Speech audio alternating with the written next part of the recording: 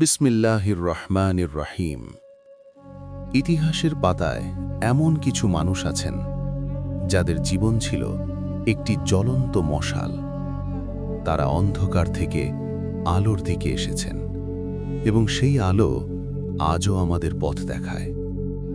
তারা হলেন রাসূলুল্লাহ সাল্লাল্লাহু আলাইহি ওয়াসাল্লামের প্রিয় সাহাবীগণ রাদিয়াল্লাহু আনহুম।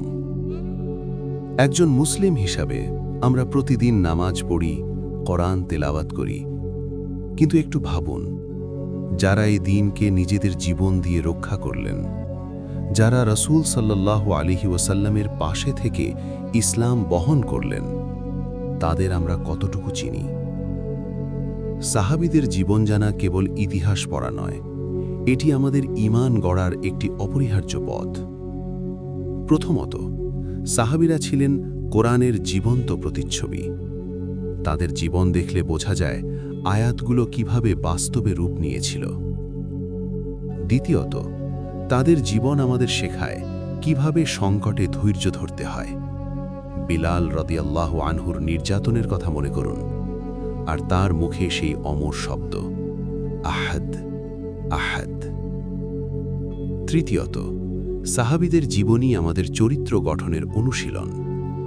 আবু বকর সিদ্দিক রাদিয়াল্লাহু আনহুর সততা, ওমর রাদিয়াল্লাহু আনহুর ন্যায় বিচার, ওসমান রাদিয়াল্লাহু আনহুর দানশীলতা, এগুলো কেবল গল্প নয়, এগুলো আমাদের জন্য মানদণ্ড।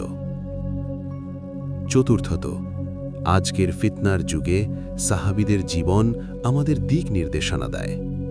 তারাও ফিতনার মুখোমুখি হয়েছিলেন এবং তারা কোরআন ও সুন্নাহ আঁকড়ে ধরেছিলেন। পঞ্চমত, সাহাবীদের ভালোবাসা ঈমানের অংশ।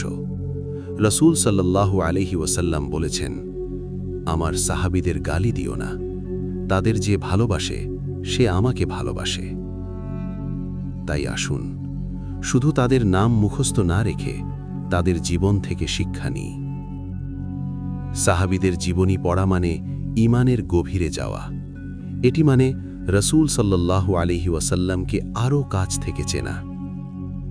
আল্লাহ তাআলা আমাদের সকলকে সাহাবীদের অনুসরণ করার তৌফিক দিন। আমিন।